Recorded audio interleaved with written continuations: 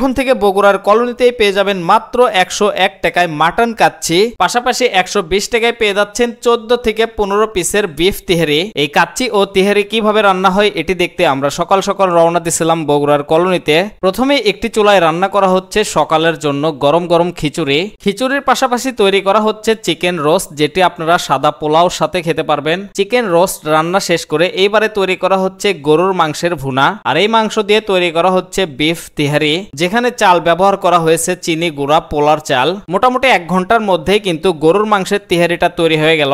তিহারির পরপর এইবারে তৈরি করা হবে মাটন কাচ্চি। প্রথমেই দুইটি বড় বড় পাতিলের মধ্যে দিয়ে দেওয়া হলো টমেটো সস, আর তারপরে দেওয়া হলো লবণ, তারপরে দেওয়া হলো পরিমাণ মতো জিরা ও চিনি। এবারে দেওয়া হলো মেল থেকে ভেঙে নিয়ে আসা তাদের নিজেদেরই গুঁড়া মরিচ। এবারে দেওয়া হলো প্যাকেটিং যে গুঁড়া দুধ আছে সেইগুলা। চলে আসলো আলু বকারা। কি এটা? আলু বকারা। আলু বকারা, এটা দিলে কি হয় ভাই? এটা দিলে কি ভাই, এক একটা জিনিসের এক একটা স্বাদ থাকে, এক একটা ফ্লেভার থাকে। আচ্ছা আচ্ছা আচ্ছা। আলু বকারা দেওয়ার পরে দেওয়া হলো কিচমিচ। এটা কি ফোকাস করেন ভাই, এখানে আপনার বলতে গেলে 26 পদের মশলা আছে।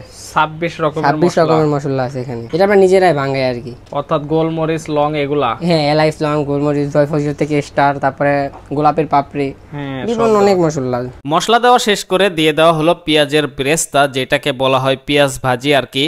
ঠিক আছে, এর মধ্যে আদা রসুন তারপরে বাদাম এগুলা মিক্স করা আছে। মিক্স করা তেন একসাথে। এই মিক্সার গুলো কখন তৈরি করছেন? এটা সকালে তৈরি করা হয়েছে, একদম সকালে, তাই না?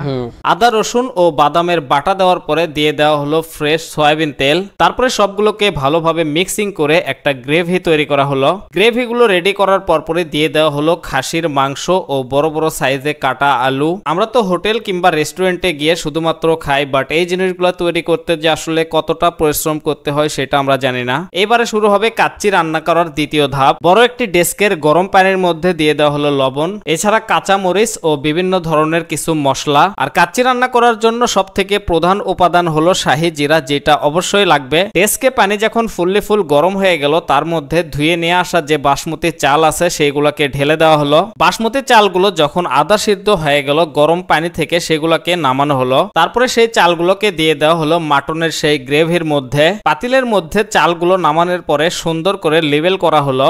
এর মধ্যে কি কি আছে ভাই? এটা আছে দুধ, ঘি, মাওয়া, মালাই। এগুলা এখন দিয়ে দেওয়া লাগবে না? হ্যাঁ দিয়ে দিবে। বাংলাদেশে যত ধরনের কাচ্চি রান্না হোক না কেন, সব ধরনের প্রসেস একই, কিন্তু বলতে গেলে কি মনে করেন এক একজন এক একভাবে রান্না করে, কিন্তু প্রসেস জিনিসটাই একই। সর্বশেষ রাইসের ওপর আবারও দিয়ে দেওয়া হলো পেঁয়াজের ব্রেস্তা। এইবারে ভালোভাবে লাগিয়ে দেওয়া হলো ডেস্কের ঢাকনা। তারপরে ঠিক 40 মিনিট পরে ডেস্কের ঢাকনাটি খোলা হলো, আর সেই রকম একটা ফ্লেভার চলে আসলো। এখন বিষয় হলো এই কাচ্চি ও তিহারি খেতে হলে আপনাদেরকে বগুড়া কলোনি বাজারের হাজি নান্না বিরিয়ানি হাউসে যেতে হবে, যেখানে আপনারা মাত্র 101 টাকায় কোয়ার্টার কাচ্চি খেতে পারবেন। আর এই দোকানের লোকেশন কিন্তু একদম ইজি। বগুড়া কলোনি বাজারের অগ্রহায়ণী ব্যাংকের রাস্তার অপোজিটে দেখতে পারবেন নিউ হাজি নান্না বিরিয়ানি হাউস। এখানে প্রায় 18 থেকে 20 জন মানুষ একসাথে বসে থেকে কাচ্চি ও তিহারি খেতে পারবেন। এই বিরিয়ানি হাউসটি প্রতিদিন সকাল 9টা থেকে রাত্রি 11টা পর্যন্ত খোলা পাবেন। এছাড়া যে কোনো প্রোগ্রামের খাবারের অর্ডার দিতে চাইলে অবশ্যই স্ক্রিনের উপর একটি নাম্বার দেওয়া আছে, সেই নাম্বারে যোগাযোগ করবেন। যেহেতু আমরা 3 জন ছিলাম, এই জন্য নিছিলাম তিহারি, মোরগ পোলাও ও কাচ্চি। হাফ প্লেট খাসির মাংস পেয়ে যাবেন মাত্র